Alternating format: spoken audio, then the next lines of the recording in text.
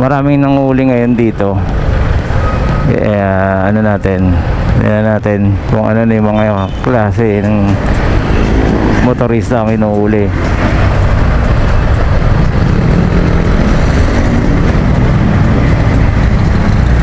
Ayan o, ayan po yung mga nanguhuli.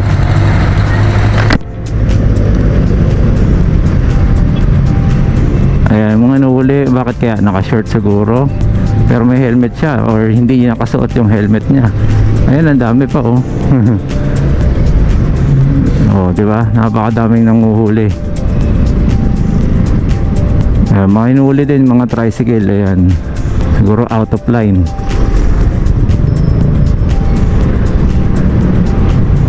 So, mas maigpit po ngayong ano gagawin nila unti-unti kasi yan po talagang dapat i-implement, no? So yun, magandang morning. Maagang may mga hulihan, kaya dapat, sabi ko nga sa inyo, magsuot kayo ng proper helmet, lalo na highway po. Actually, ang ano po dyan, ang basehan ninyo dyan, pag nasa loob kayo ng subdivision, okay lang po eh, hindi naman kayo maano dyan eh. Pero yung lumabas na kayo mismo ng highway na medyo marami ng sasakyan, considered highway pa rin siya eh. Nung araw po kasi talagang humihinto kami, hindi kami tatawid. Siguro pinakatawid lang namin pag magpapagasolina noon para sa mga malilit naming motor. Kaya nauso yung mga debote na gasolina eh, nilalagay sa bote. Nasa lalagyan ng coke. Makikita nyo diba? Sa mga probinsya meron pa rin yan. Kasi yung layo nung baryo. Ayun, nanguhuli din sila dito ng walang helmet. Security guard. Ayun oh. Oh, di ba? Dami nanguhuli doon.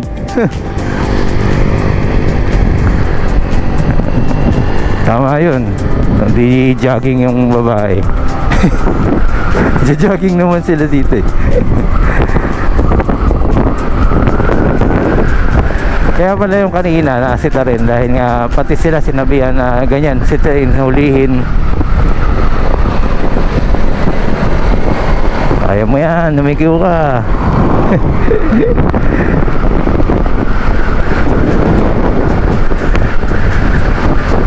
Dito tayo sa Walter Mart dito sa may ano ba tawag ito? Sangandaan.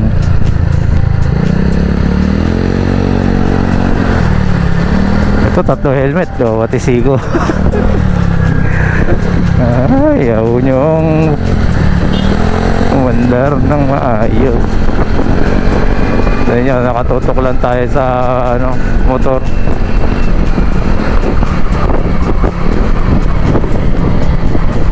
Ayun lang muna guys, at paalala lang po, no?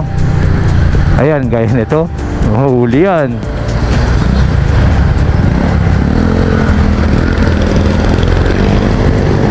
Kasi sa e-trike mainit eh.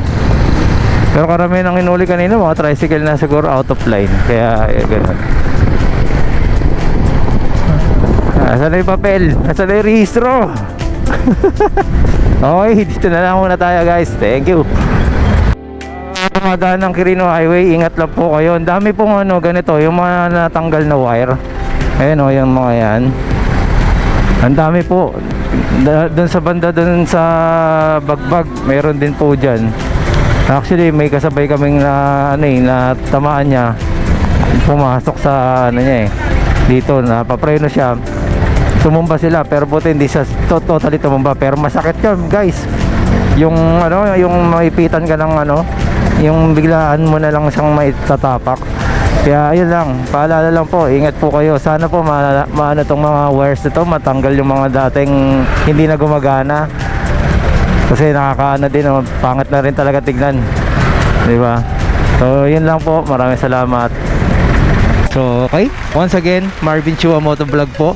Maraming salamat po. Salamat din po sa mga nag-subscribe. Subscribe, okay. Bulol pa, no?